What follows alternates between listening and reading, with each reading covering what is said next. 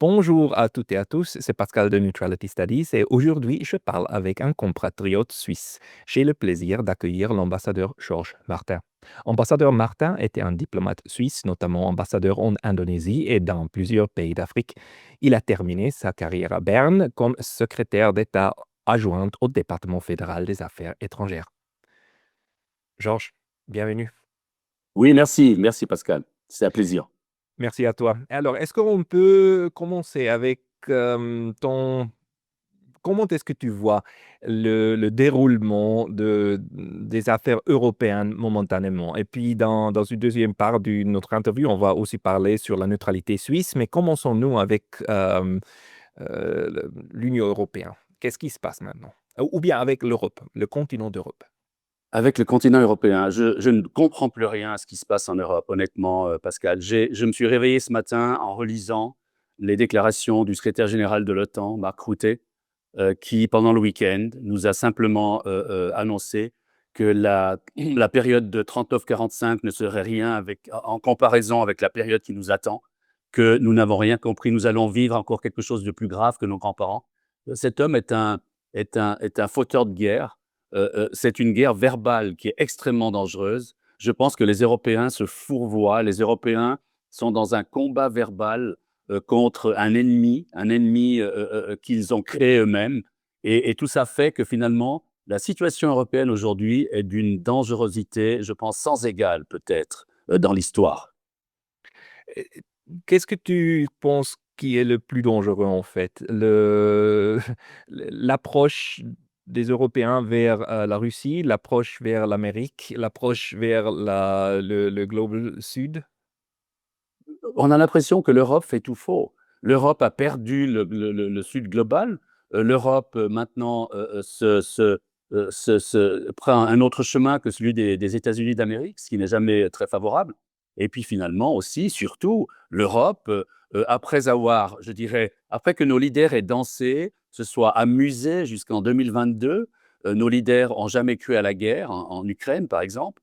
Alors maintenant, ils se sont lancés dans une attitude guerrière. On a l'impression que ce qui fédère l'Europe aujourd'hui, ça n'est plus que la haine de la Russie.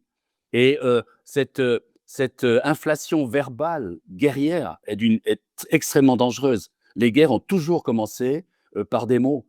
C'est des mots qui commencent les guerres.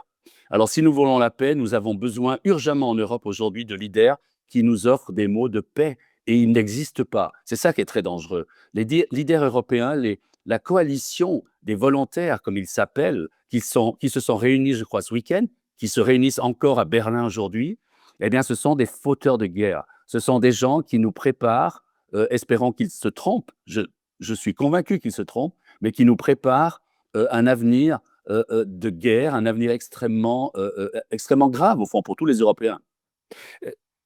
Toi, comme, ancien ambassadeur, comme diplomate pour la Suisse, quand est-ce que tu penses que ça a commencé ce changement? Parce que je me rappelle encore d'un Europe ou bien, même d'une Union européenne qui était un symbole pour la paix et puis, c'était pas seulement des mots. Alors on a eu des bonnes relations et puis l'Union européenne a travaillé vers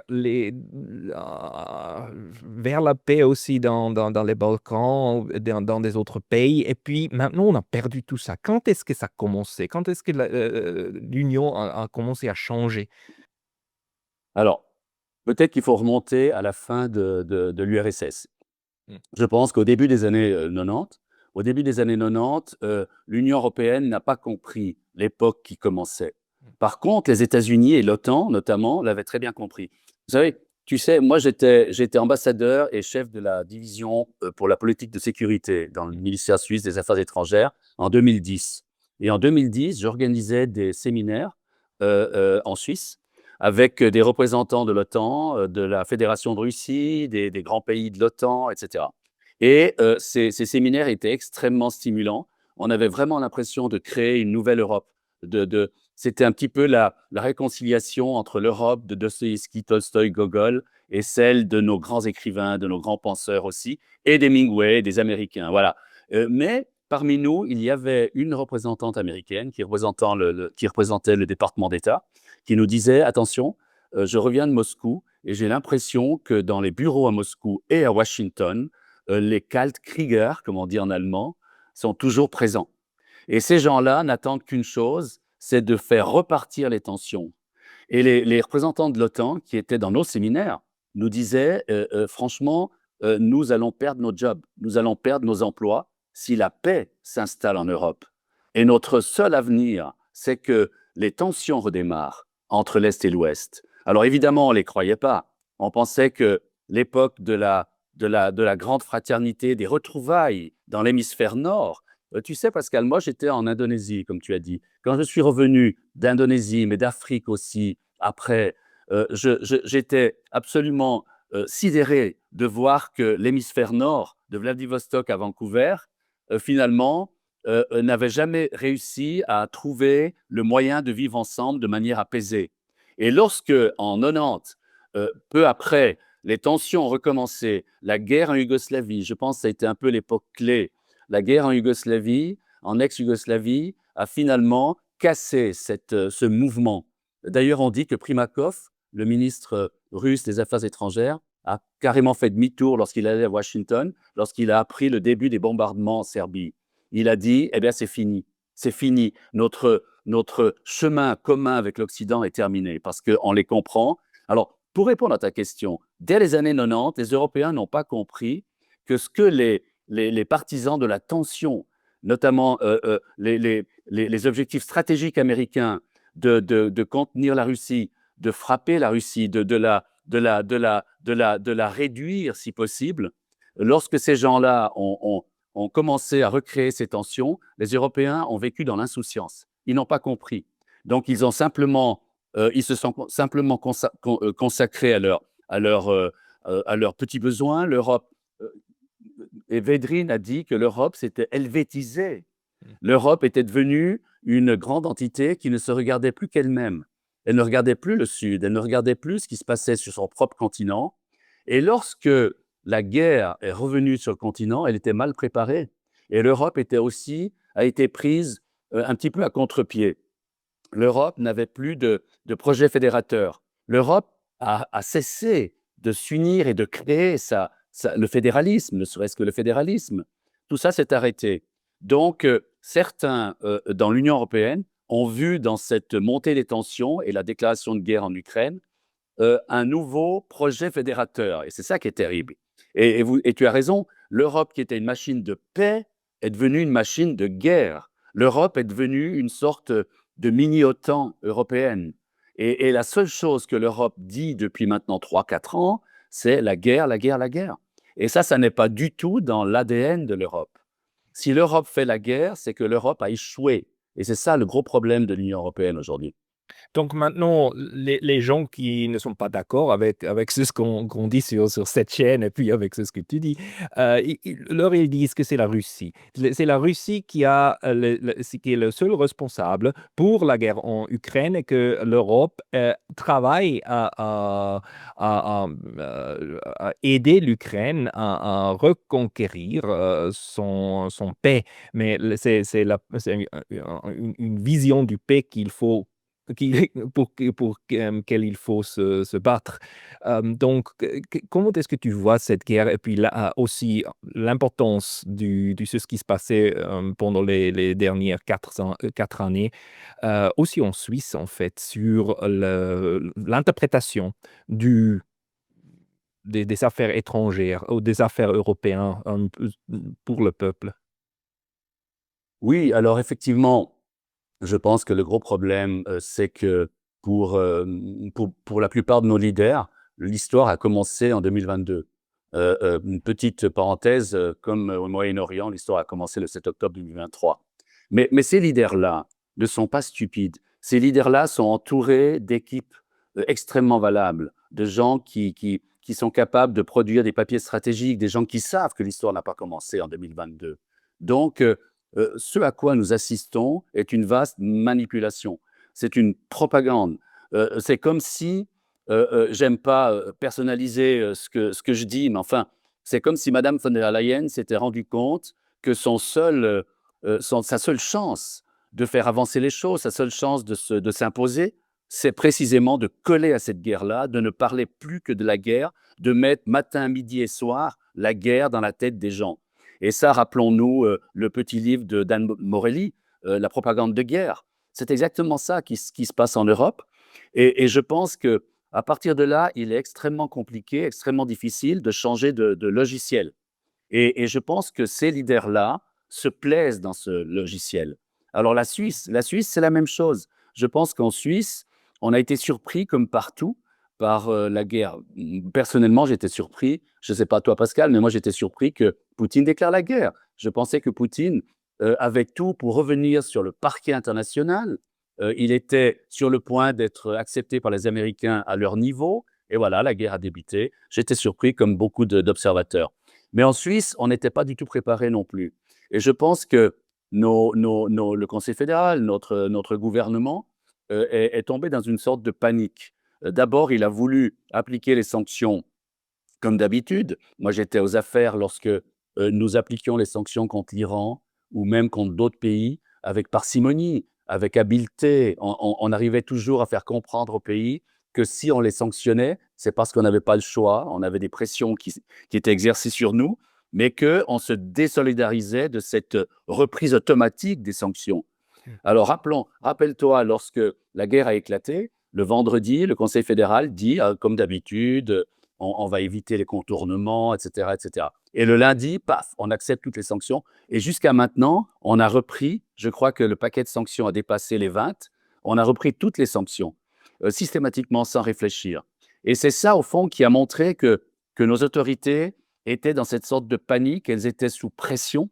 Et puis militairement, je pense aussi qu'il y a certains en Suisse, et moi je les appelais un petit peu par analogie avec d'autres pays, l'État profond, je pense, et en plus je les connais, ce sont des fonctionnaires, des hauts fonctionnaires, qui sont convaincus que l'avenir de la Suisse est dans l'OTAN. Ce sont des fonctionnaires qui pensent que, comme la Finlande et la Suède, nous devons saisir le momentum pour enfin aller dans l'OTAN. Et en parenthèse, dans l'Union européenne aussi. Et c'est ça, au fond, qui est extrêmement dangereux pour la Suisse parce que nous avons un système qui est censé nous préparer à ce type de crise que nous vivons aujourd'hui, c'est-à-dire un système, enfin la neutralité tout simplement. Et justement, lorsque la neutralité est mise en examen, lorsqu'on c'est un test grandeur nature, eh bien tout s'effondre, on veut tout abandonner. Et c'est ça qui est extrêmement grave, à la fois grave et stupide, parce que nous avons l'occasion aujourd'hui, nous aurions l'occasion aujourd'hui de prouver l'importance et l'utilité de la Suisse dans ce contexte guerrier.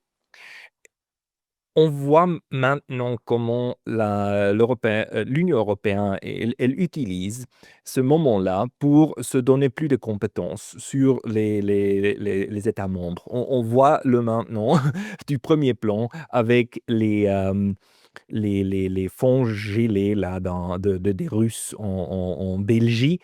Et comment ça se passe? On l'a vu avec la décision de Madame von der Leyen d'établir que l'espace pour les avions de l'EU ne peut plus être utilisé par des avions civils russes. C'est une compétence que l'Union n'avait pas, eux, ou qu'il n'y a pas, mais les États membres, ils acceptent ce power grab, comme on dit en anglais. Est-ce que tu penses que aussi les relations entre l'Union et la Suisse est entrée dans une telle dans une telle approche qu'on voit. Est-ce qu'on voit que la Suisse se rapproche vers l'Union en fait, sans demander au peuple s'il le veut ou pas? Absolument, d'ailleurs, il devra le demander. Heureusement, on aurait des votations là-dessus.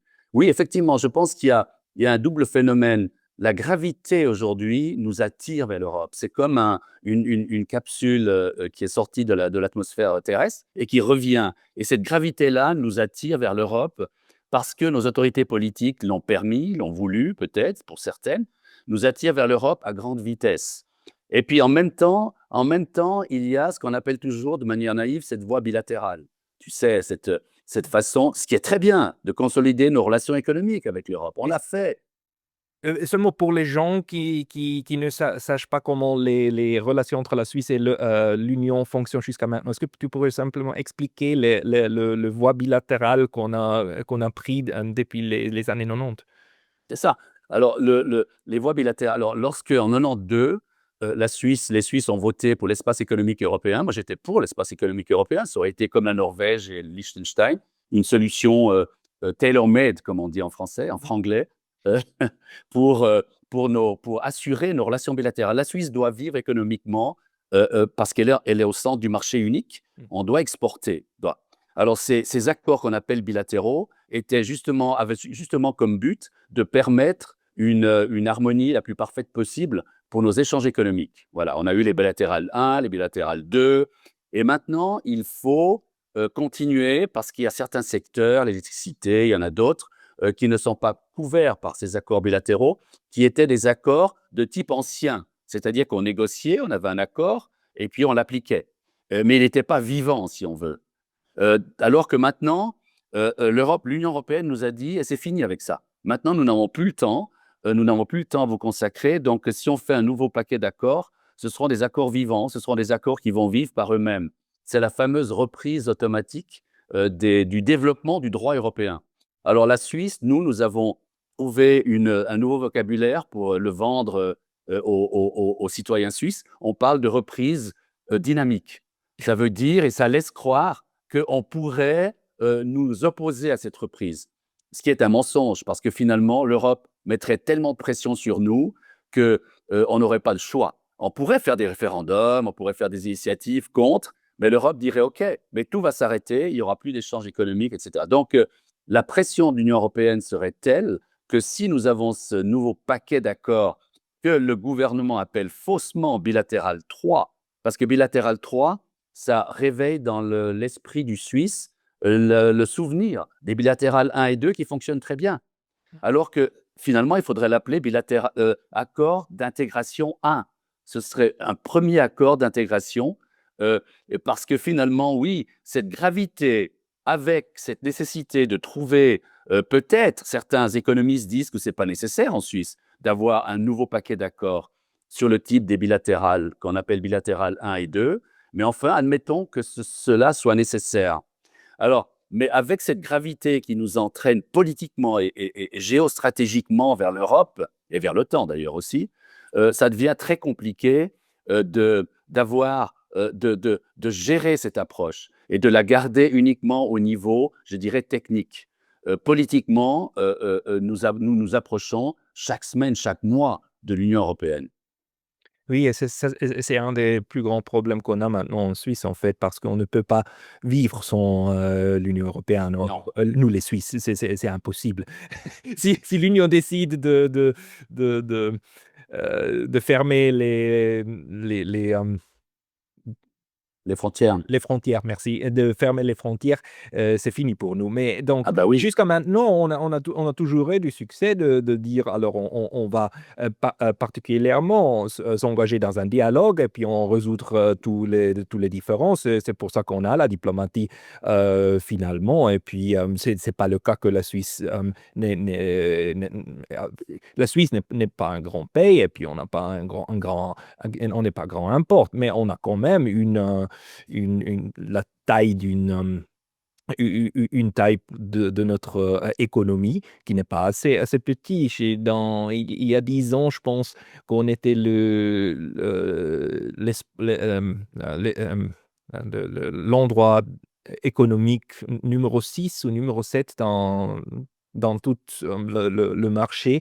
Maintenant, je ne suis pas plus au courant quel nombre on est, mais on n'est pas tellement petit, on est petit comme pays, mais pas Non. comme une économie. Et puis aussi le travers vers l'Alpine, c'est aussi quelque chose d'important aussi à l'Union. Donc, pourquoi est-ce que tu penses qu'il y a maintenant ce changement dans la stratégie de l'Union européenne vers la Suisse? Moi, je pense qu'il y a quelque chose qu'il faut pas négliger. C'est lorsque on parlait de la machine de paix qui est devenue machine de guerre. Oui. Je pense que l'Union européenne, rappelons-nous aussi symboliquement, l'attitude de monsieur Macron, au début de la guerre. Avant la guerre, il pensait qu'elle n'aurait pas lieu. Ensuite, il est allé à Moscou. On se rappelle cette grande table avec Poutine, etc. Je pense que M. Macron, Poutine-Macron, c'est une histoire d'amour déçu du côté de Macron.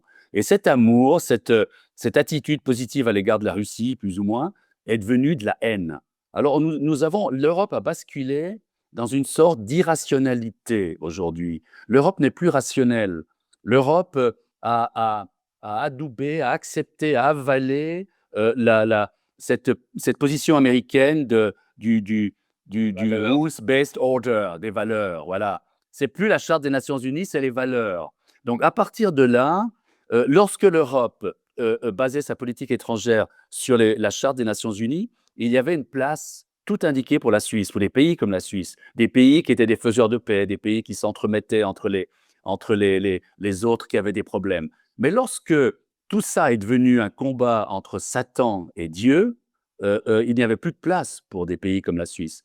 L'Union européenne a été prise en otage par des idéologues qui ont transformé nos relations avec la Russie en une guerre entre le bien et le mal. Donc à partir de là, on nous a fermé toute porte pour être une nation qui pourrait aider à retrouver le dialogue, à renouer des fils.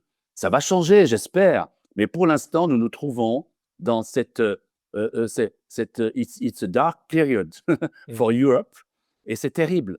Et lorsque les choses vont mal, lorsque la nuit est tombée, il n'y a plus de place pour un pays comme la Suisse. Alors malheureusement, pour revenir à ta question du départ, malheureusement, la Suisse ne résiste pas à ça. La Suisse ne se dit pas, nos autorités ne se disent pas, les temps vont changer, restons ce que nous sommes, restons sur nos bases. Non, on a l'impression qu'ils veulent au contraire nous faire aller.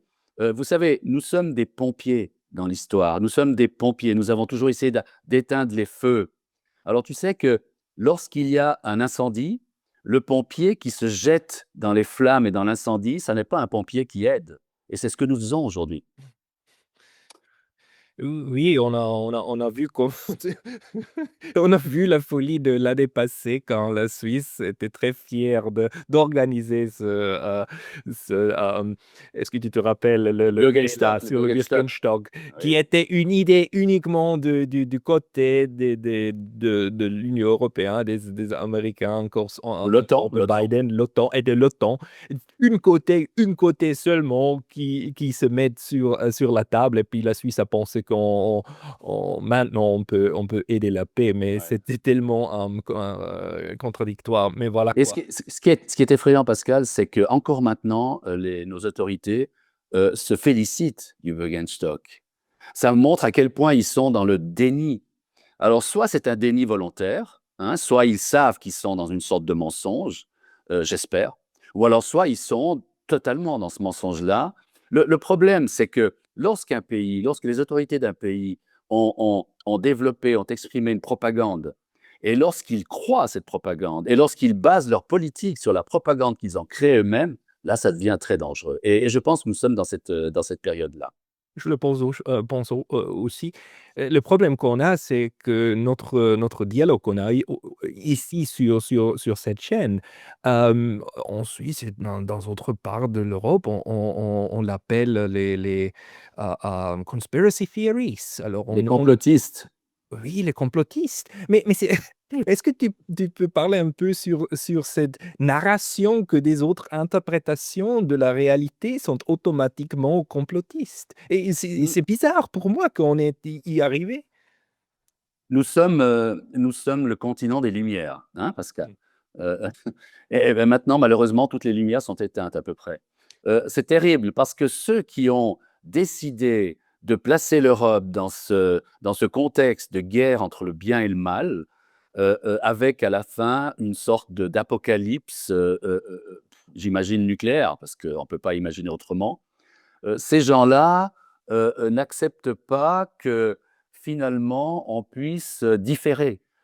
C'est une atmosphère de guerre, c'est une époque de guerre, donc tous ceux qui dévient du discours officiel sont des traîtres. C'est la 5e colonne. C'est la 5e colonne. Lorsqu'on dit que la guerre en Ukraine a commencé dans un contexte qu'on peut expliquer, qui a commencé probablement bien avant 2014, mais en tout cas en 2014, alors là déjà, c'est la cinquième colonne.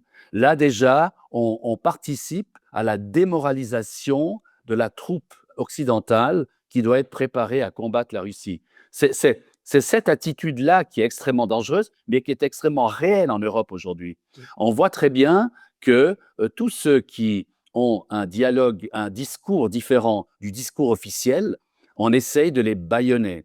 On a vu un exemple, on voit un exemple en direct aujourd'hui avec notre compatriote suisse, Oui. Jacques Beau. Jacques Beau, qui a publié beaucoup de livres, qui participe à beaucoup de discussions et qui tout simplement raconte ce qui existe, ce qui s'est passé. Oui, est-ce que tu pourrais tout vite, parce que c'est une histoire qui se développe maintenant, est-ce que tu pourrais tout vite, nous expliquer où on est aujourd'hui, quand on parle, décembre, 15? Parce que je pense que c'est pas encore assez clair, mais il y a on parle sur, Radio Free Europe, en fait, que l'Union européenne a pris des sanctions vers un Suisse qui en fait vit dans l'Union européenne. Et puis, c'est quelque chose que l'Union a déjà fait avec Alina Lipp, avec des deux journalistes d'Allemagne, un journaliste qui vit en Allemagne, mais qui est d'origine turque. Et puis maintenant, probablement, c'est pas encore une chose terminée, mais probablement contre Jacques Beau. Est-ce que tu peux en expliquer un peu? Oui, alors bon, Jacques Beau, c'est un homme que je connais. C'est un homme des renseignements, ex-renseignements suisses, de l'armée suisse, qui a travaillé pour les Nations unies, pour l'OTAN, et cetera, et cetera. C'est quelqu'un qui a, dès le début de la guerre en Ukraine, qui a tout simplement rappelé qu'il y avait un contexte, et qui a basé tous ses livres et ses déclarations et ses interventions sur des open source, sur les sources ouvertes qui venaient des États-Unis et de l'Ukraine.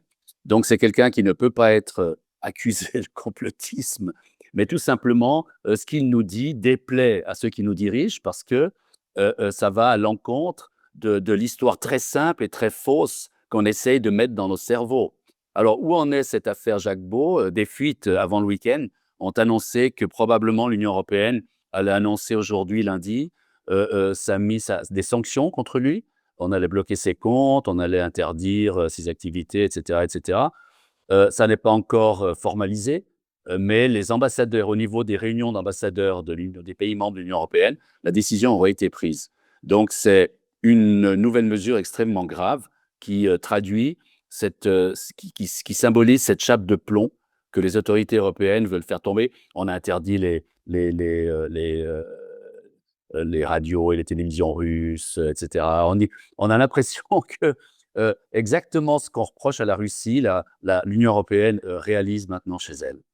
Si ça se vérifie, si donc la commission d'union va vraiment sanctionner Japon, est-ce que tu penses que ça va avoir un impact sur la Suisse? Parce que c'est assez grave en fait vers un compatriote, n'est-ce pas? Ou est-ce que tu penses que ça se va se Alors, passer, puis alors en Suisse, Pascal, tu le sais très bien, il y a une sorte, moi je dirais, c'est un complot médiatico-politique oui. de ceux qui sont otaniens, de ceux qui sont pour l'OTAN, pour l'Union européenne, etc.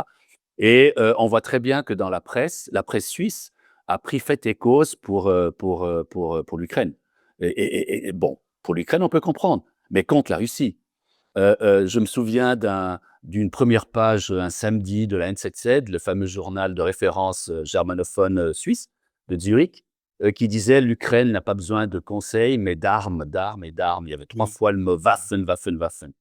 Alors, en parenthèse, ce qui montre que les choses ont évolué, c'est qu'il y a une semaine ou 2, le même édito de la NZZ disait: «Le temps de la paix est venu», et c'était le même auteur, c'était le rédacteur en chef de la NZZ, qui avait quand même compris que maintenant il fallait faire la paix.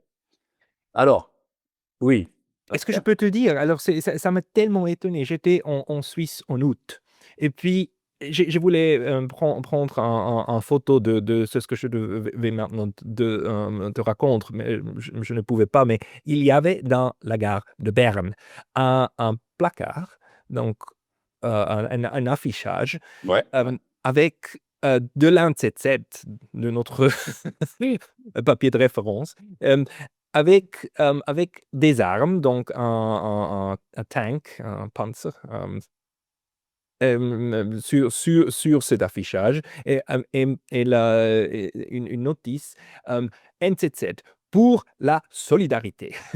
Donc la NZZ a l'idée qu'une solidarité militaire avec l'Ukraine, c'est encore quelque chose qui va leur,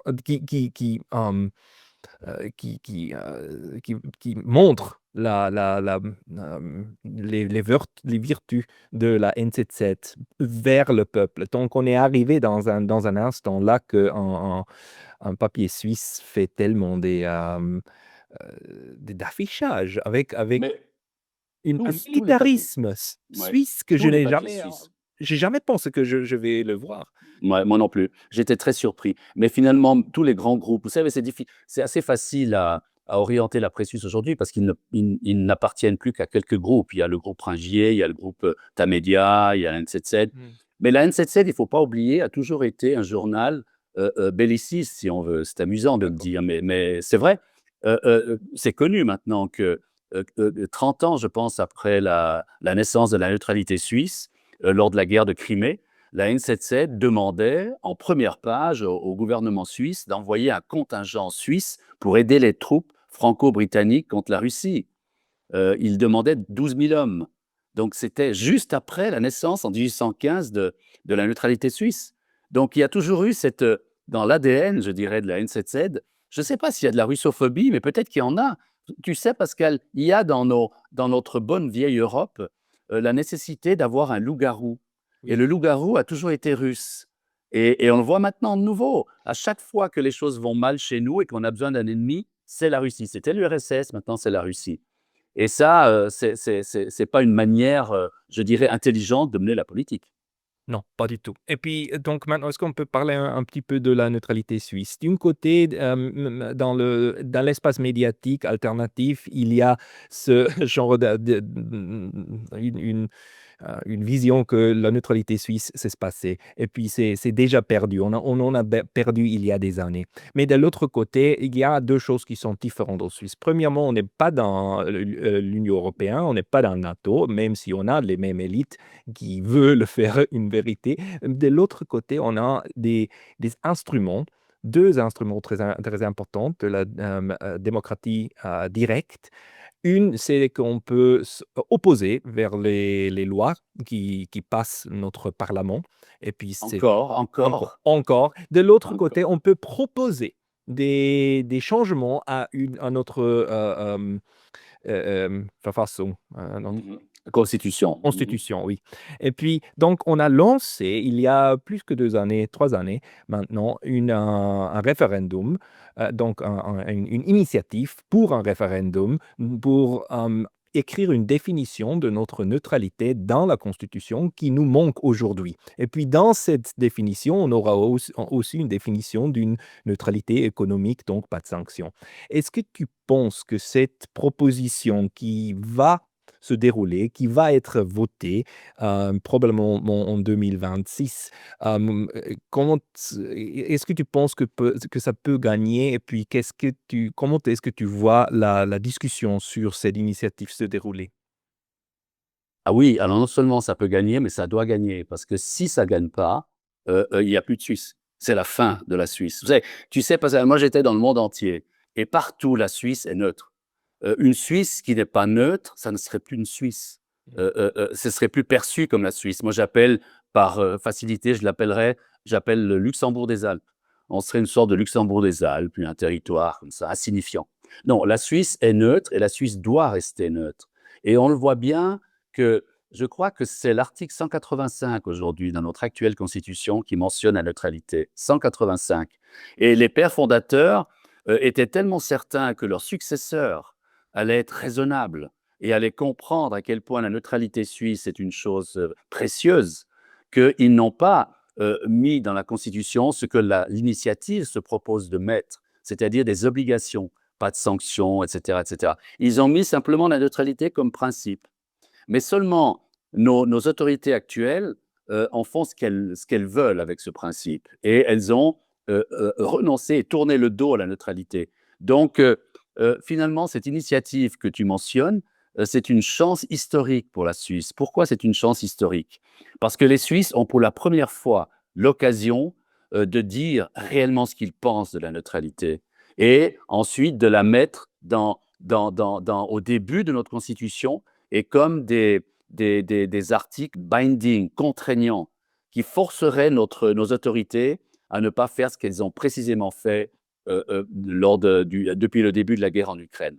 Et je pense que cette initiative, tu le sais, était partie de la droite, de l'UDC, du parti d'ailleurs, ça peut être le sujet d'une nouvelle discussion, cette discussion autour de l'extrême droite européenne. Tous ceux qui sont à gauche et à droite, qui ne plaisent pas au cercle bien pensant, sont des extrêmes et on les écarte du jeu politique. Enfin, c'est parti en Suisse par l'UDC, heureusement, enfin, probablement heureusement, est toujours dans l'arc républicain, comme disent les Français. Donc, c'est parti de la droite, mais ça devient de plus en plus une initiative populaire. Ça veut dire qu'il passe toutes les frontières des partis partisanes. C'est multipartisan parce que les Suisses, il y a à gauche, tu le sais, il y a à gauche, il y a des Verts, il y a le Parti socialiste, il y a de plus en plus de gens qui soutiennent cette initiative. Pourquoi? Parce que c'est le seul moyen de sauver la neutralité. Parce que si, ma théorie à moi, c'est que si cette initiative échoue, je pense que dans les 5-6 ans qui suivent, on sera dans le temps. Parce que ça sera interprété par les autorités comme, si tu veux, que le fait que les Suisses n'y tiennent plus tellement, pas tellement que ça à la neutralité. Donc on va continuer cette gravité, que je disais au début de notre discussion, qui nous entraîne de manière presque irréversible vers les grandes organisations OTAN et Union européenne. D'ailleurs, la meilleure preuve qu'il y a un véritable danger par rapport à ça, c'est qu'il y a une armada de personnes, des médias, des ex-renseignements, des ex-diplomates, ont créé ce manifeste Neutralité 21 pour, au fond, essayer d'influencer dans le débat et de nous dire, à époque nouvelle, Suisse nouvelle. Alors moi, ça m'a rappelé les années 30. C'était une autre époque où on avait aussi des Suisses qui disaient qu'il faut s'habituer au temps nouveau, mais là, c'était l'Allemagne nazie. Alors maintenant, on nous dit, il faut que la Suisse renonce à sa neutralité, même si on nous dit qu'on ne va pas renoncer, on va y tenir encore un petit peu, mais finalement, on prendra le chemin où à la fin, il y aura un renoncement total. On nous dit pourquoi il faut le faire, parce que l'époque est nouvelle. Et ceux qui ne veulent pas accepter ces changements-là sont des personnes qui sont restées fixées au siècle passé, qui n'ont rien compris, etc. Et d'autres nous disent c'est le seul moyen de défendre la sécurité du pays. C'est ce que dit notre ministre de la Défense, monsieur Pfister, que maintenant, la sécurité du pays nous demande, au fond, carrément, de nous mettre sous le parapluie de l'OTAN et d'y adhérer. Alors, pour répondre à ta question, oui, cette initiative vient au bon moment, et puis cette initiative va gagner, j'en suis absolument convaincu. Et la une chose qui me also je suis, tellement triste du fait que ma partie, je suis un membre payant des socialistes suisses et puis ma partie, ils ont, décidé d'appeler cette initiative une initiative pro-Poutine. Donc parce que pour eux, ils ont décidé d'appliquer un framing qui est seulement et simplement pris avec la guerre en Ukraine. Alors, ils utilisent ça et ils disent que dans un telle guerre, on ne peut pas rester neutre. Qu'est-ce que tu dis aux gens qui pensent que c'est seulement la guerre en Ukraine qui définit finalement les, les affaires européennes aux années 2020? Moi, je pense que ces gens-là, moi, j'étais aussi proche du Parti socialiste, j'étais membre du Parti socialiste, mais finalement, je m'en suis écarté parce que je ne comprends pas que le parti de Jean Jaurès soit devenu un parti belliciste. Jean Jaurès, il a payé de sa vie en 1914 le fait qu'il était contre la guerre, Première Guerre mondiale, qui a été probablement la guerre la plus stupide, la plus absurde de l'histoire. C'est une guerre qui a causé 20 millions de morts, qui a détruit 4 empires et qui aurait pu et qui aurait dû être évitée. tout Entre simplement être 3 la... cousins, entre Oui, 3 grands-filles de la Victoria. en plus, c'est effrayant, c'est effrayant. Donc ça montre à quel point les leaders jouent un rôle dans ce qui se passe dans l'histoire. Et les leaders aujourd'hui, à mon avis, me rappellent les leaders de 14, autrement bien entendu, mais ce sont des gens comme Mark Rutte, comme le secrétaire général de l'OTAN, mais les présidents de la France, de l'Allemagne, de Starmer du Royaume-Uni. Ce sont des gens qui jouent avec la guerre, qui jouent avec les mots. Et ces gens-là sont extrêmement dangereux pour cette raison. Alors pourquoi je pense que finalement, lorsque l'Europe a basculé dans cette idée que ce serait une guerre contre le bien et le mal, je pense que elle a montré, et nos leaders socialistes aussi en Suisse ont montré qu'ils étaient les premières victimes. Les premières victimes de la guerre, ce sont la vérité, c'est la vérité. Donc, ils ont été victimes de la propagande. Tout d'un coup, tu sais comme moi, en Suisse, la politique étrangère n'est pas très importante. Nos femmes et nos hommes politiques ne se font pas élire, comme ailleurs d'ailleurs, sur des sujets de politique étrangère. Mais peut-être en Suisse, moins qu'ailleurs, nous avons une politique économique étrangère, mais pas vraiment une politique étrangère. Sauf lorsqu'on a aidé à résoudre des conflits. Là, on est dans l'ADN suisse. Mais cet ADN suisse, il faut bien reconnaître qu'avec le ministre actuel des Affaires étrangères, il a été abandonné. On n'est plus... Moi, tu sais, Pascal, j'étais aux affaires à une époque où il n'y avait pas une seule semaine sans on annonçait des succès de la Suisse pour résoudre des conflits, que ce soit dans le Sahel, que ce soit à Aceh. Moi, j'étais ambassadeur en Indonésie lorsqu'il y a eu le tsunami, lorsqu'on a aidé aussi les projets de l'Union européenne pour créer la paix à Aceh. Mais c'était aussi vrai en Colombie, partout dans le monde. Aujourd'hui, on a l'impression qu'il n'y a plus rien. Donc la Suisse avait cette sorte d'ADN. Mais lorsque la guerre a éclaté en Ukraine, on a vu nos leaders socialistes qui sont partis, sont allés à Boutcha, ils ont pleuré, évidemment, c'est effroyable. Ils ont été instrumentalisés aussi par la propagande, parce que lorsque deux pays sont en guerre, il y a une propagande contre une autre. Oui. Il faut se rappeler qu'avant 2022, les socialistes eux-mêmes disaient que l'Ukraine était le pays le plus corrompu et le plus antidémocratique d'Europe. Hein. L'Union européenne aussi. On a les notes de l'Union européenne qui disaient on ne peut rien commencer avec l'Ukraine. Ils sont absolument pas mûrs pour devenir un candidat à l'adhésion parce qu'ils sont antidémocratiques, parce qu'ils sont corrompus. Et là, tout d'un coup, l'Ukraine est devenue une sorte de paradis habité par des anges. Et nos socialistes aussi ont vécu un petit peu la même expérience. Ils sont revenus d'Ukraine, ils ont tous pris le train de Kiev, ils sont revenus transformés, comme Paul qui a été sur le chemin de Damas. Et tout d'un coup, on est tombé amoureux de Zelensky, mais on a perdu tout à fait le contexte. On a oublié qu'il s'agissait d'une guerre qui était évitable. Pourquoi? Parce que ces gens-là ne se sont pas intéressés à ce qui s'est passé dans le Donbass à partir de 2014. Ils n'ont pas écouté le discours de Poroshenko qui disait que sa politique à lui consistait à empêcher les enfants du Donbass à sortir des caves en les bombardant jour et nuit et en tuant d'ailleurs 10 ou 15 000 Ukrainiens russophones. Ils n'avaient aucun intérêt pour cette époque-là. Par contre, ils ont commencé leur perception, leur prise de conscience de l'histoire en février 2022. Et là, ils se sont découverts un ennemi. Et là, ils ont changé leur politique. Les leaders socialistes aujourd'hui en Suisse, je m'excuse, ce sont de jeunes personnes qui n'ont absolument aucune conscience de l'histoire. Et c'est pourquoi ils prennent les mauvaises décisions. Mais j'ai toujours espoir que je suis en contact avec des socialistes qui se rendent compte à quel point il est important aussi aujourd'hui de remettre la neutralité au centre. Et un de ces leaders, qui est un de nos sénateurs socialistes, m'a dit, mais quand même, je ne suis pas tout à fait d'accord avec la totalité du libellé de l'initiative. Alors j'ai toujours des difficultés à voter pour elle, mais je lui ai dit, écoute, j'ai voté socialiste souvent et j'étais pas d'accord entièrement non plus avec les propositions du parti. Je pense que c'est un moment historique et chacun devra, devant son miroir, dire s'il est pour ou contre la neutralité. Il faut que cette question par rapport à cette initiative devienne une décision sur la neutralité. Alors bien sûr, Tu le sais, Pascal, ça n'est pas pour accepter ou renoncer à la neutralité, c'est pour la mettre dans la Constitution.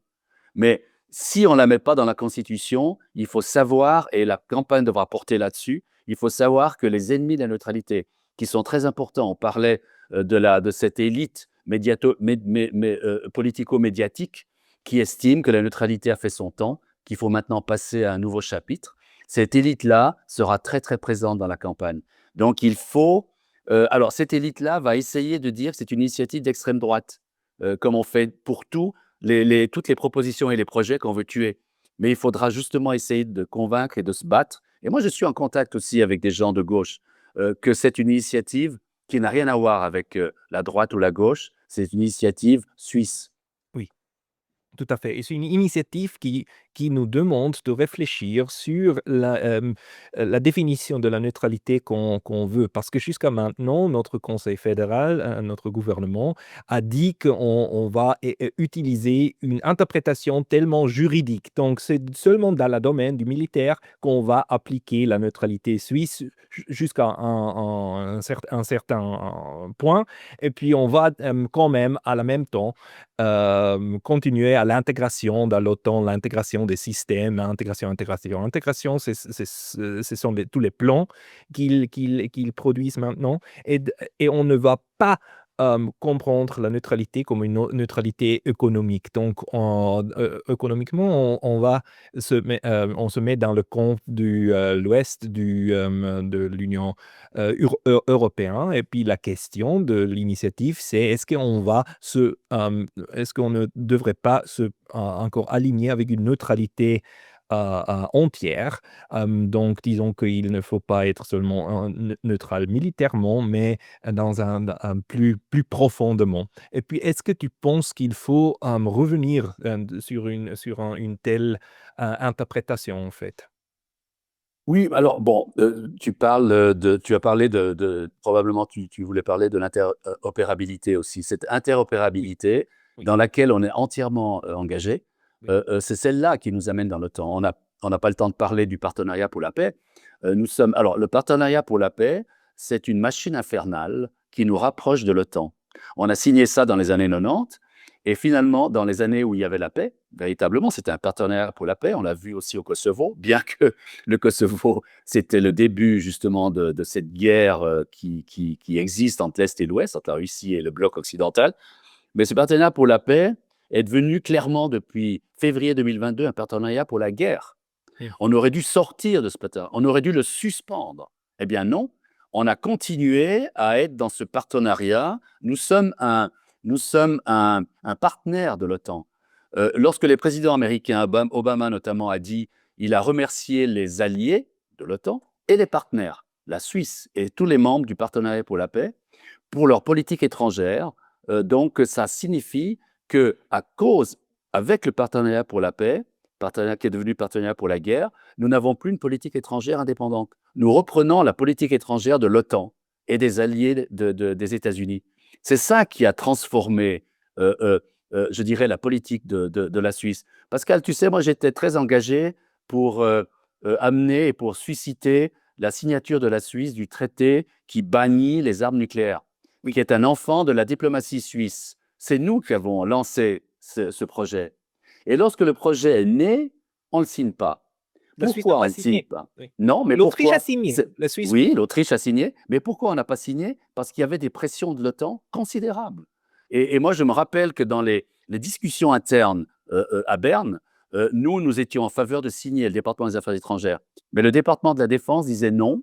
Et dans un papier officiel, je me rappelle toujours, je ne peux pas l'oublier, il nous disait, si on signe ce papier, on, on renonce au parapluie nucléaire de l'OTAN. Oh, c'est énorme. On était un pays neutre. À l'époque, on était vraiment neutre. Alors on leur dit, mais attendez, on n'est plus neutre. Quelle est votre position? Eh bien non, on n'était plus neutre. Dans la tête de ces gens-là, il fallait se rapprocher de l'OTAN. Et symboliquement, le choix du F-35, de l'avion F-35, est criant de vérité. C'est un avion qui nous aidera à envoyer, à aller bombarder la Russie. Parce que finalement, c'est un avion qui traverse la Suisse beaucoup trop rapidement, qui sert à rien en Suisse, mais qui, par contre, transporte très bien des bombes nucléaires, pourquoi pas, à des milliers de kilomètres. Donc non, nous sommes engagés dans un processus qui, si nous ne le stoppons pas, va nous entraîner inévitablement vers l'OTAN. Nous sommes pratiquement déjà un membre de l'OTAN. Vous savez, lorsque chaque année, chaque mois, il y a des exercices conjoints. Nos avions militaires volent avec des avions américains. On a même nos soldats, et c'est pas tellement les soldats encore, mais c'est les généraux qui participent à des opérations de résistance en Finlande contre un ennemi qui est inévitablement la Russie. Je veux dire, ces choses-là ne peuvent pas tromper.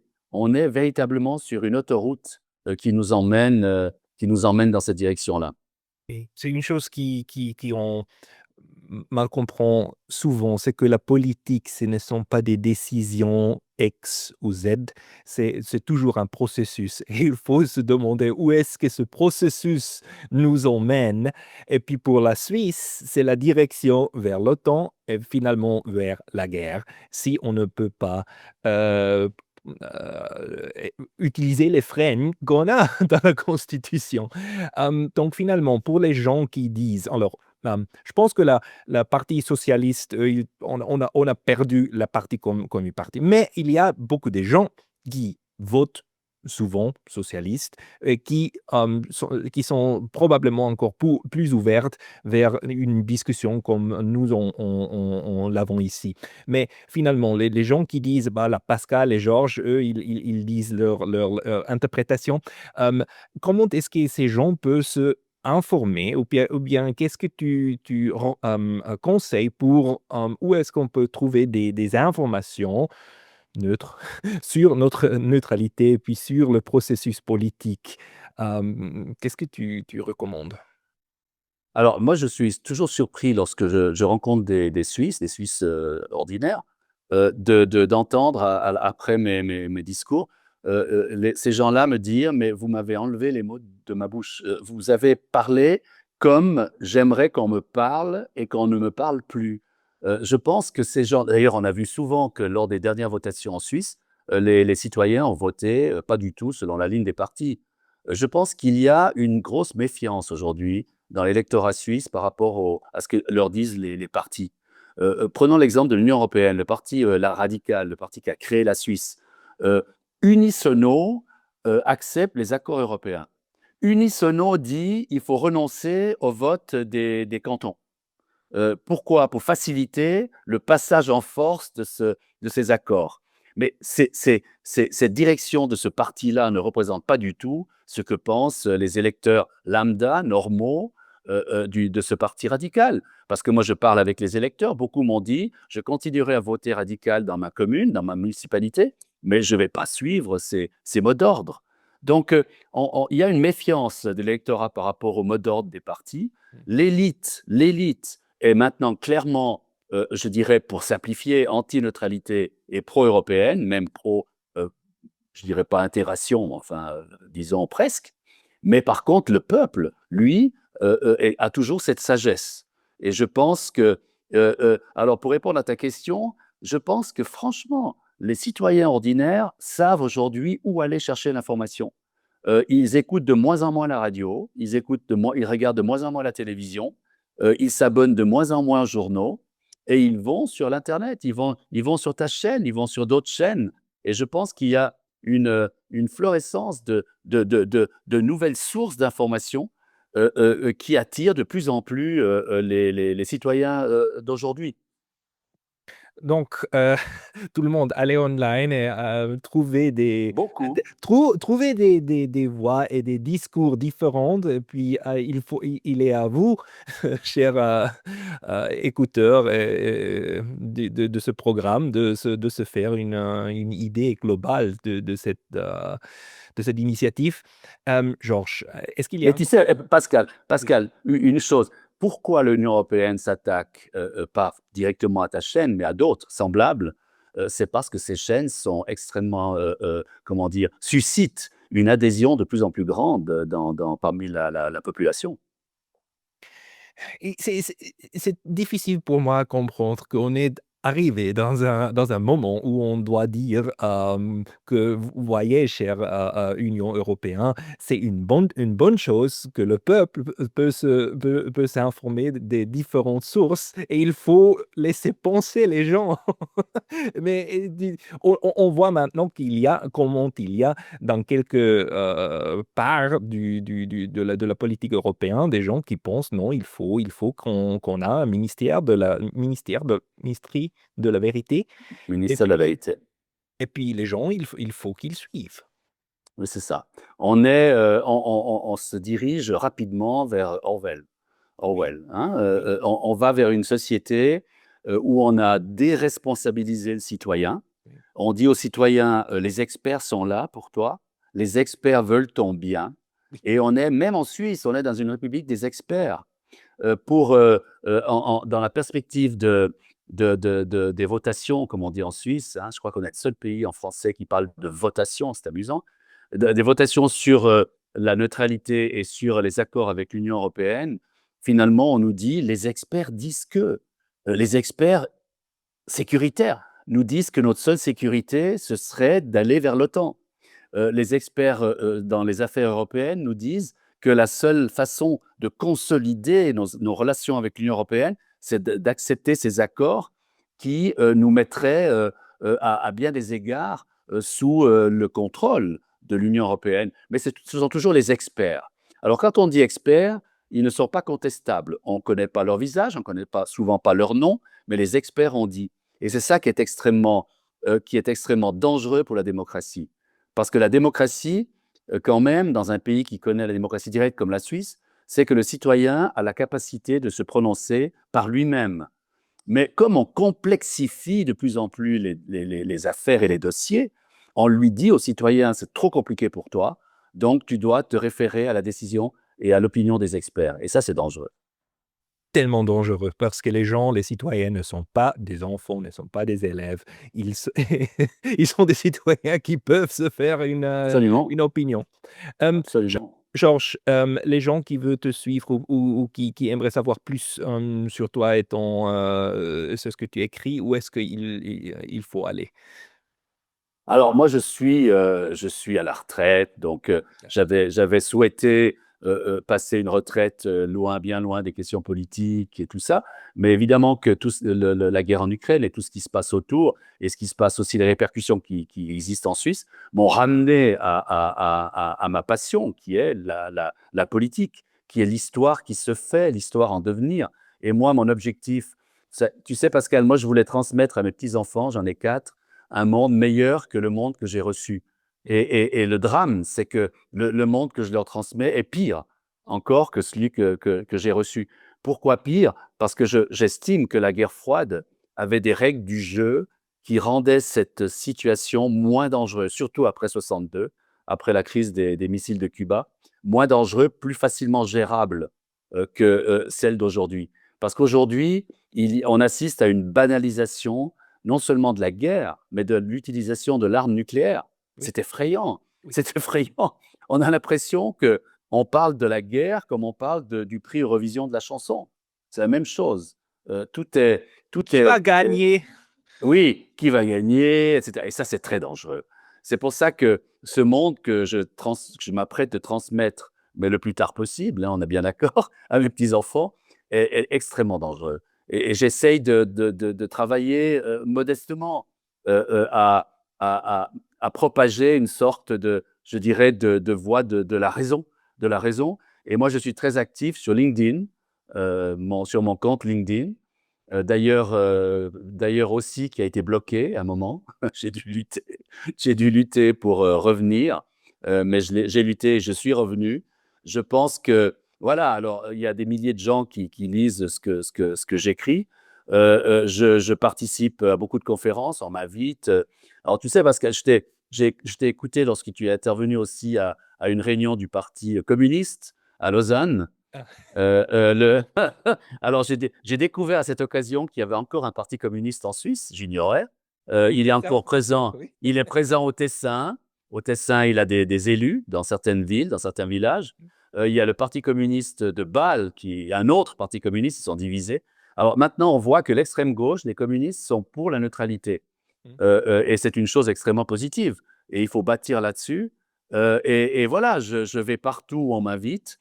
Et partout où je vais, je me rends compte que les gens sont enthousiastes lorsqu'ils entendent ce que j'ai à leur dire.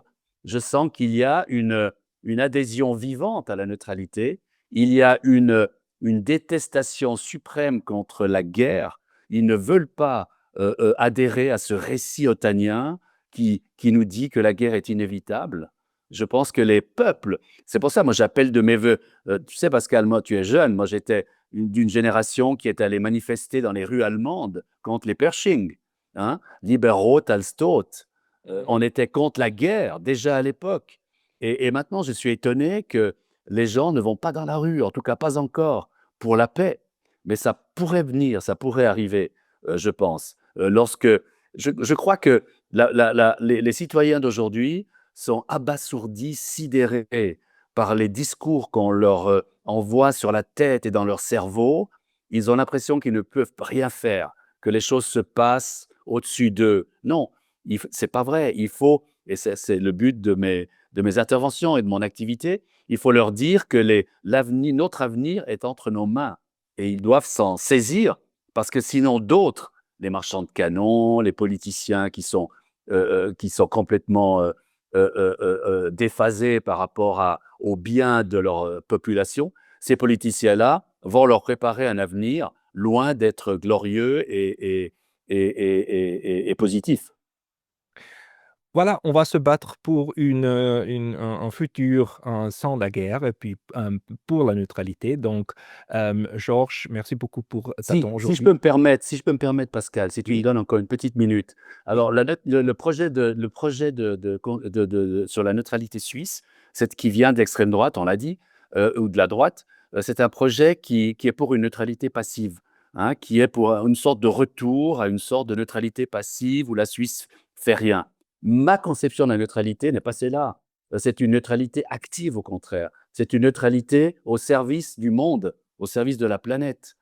C'est une neutralité et je suis convaincu que vous savez, c'est pour répondre à ces appels partout dans le monde aujourd'hui où on dit qu'on rappelle que l'idée de neutralité, c'était de convaincre le plus possible, le plus grand nombre possible de pays d'être neutres parce que là, il n'y aura plus de guerre. Si tout le monde est neutre, il n'y a plus de guerre. Donc, il faut réunir aujourd'hui les pays non alignés, pacifiques, les pays comme le Costa Rica qui n'ont pas d'armée, les pays qui sont neutres, réunir tous ces pays-là dans une sorte d'effet boule de neige. Euh, Ces pays-là ne sont pas altmodisch, comme on dit en allemand. Ce ne sont pas des pays qui n'ont pas compris que l'époque est différente. Parce que franchement, si l'époque est différente parce qu'elle aime de nouveau la guerre, c'est une époque qui est condamnée. Donc il y a une autoroute ouverte à des pays qui veulent se réunir et défendre l'idée de paix. Et c'est dans ce sens-là que la neutralité suisse prend toute son importance. C'est pour aider à la paix du monde. C'est pas pour replier la Suisse dans ses montagnes. Oui, c'est c'est une neutralité qui nous permet de nous insérir dans le discours de la paix, mondiale et puis en fait le 4e article de l'initiative dit expressément que la Suisse met sa neutralité à disposition internationalement pour la paix. Donc il faut absolument qu'on comprend cette neutralité dans une façon active. Je suis tout à fait d'accord. C'est une idée très, très moderne. Jamais aussi moderne qu'aujourd'hui. Multipolaire en fait. Ouais. Heu, Georges Martin, merci beaucoup pour ton temps aujourd'hui. Merci Pascal, c'était un plaisir.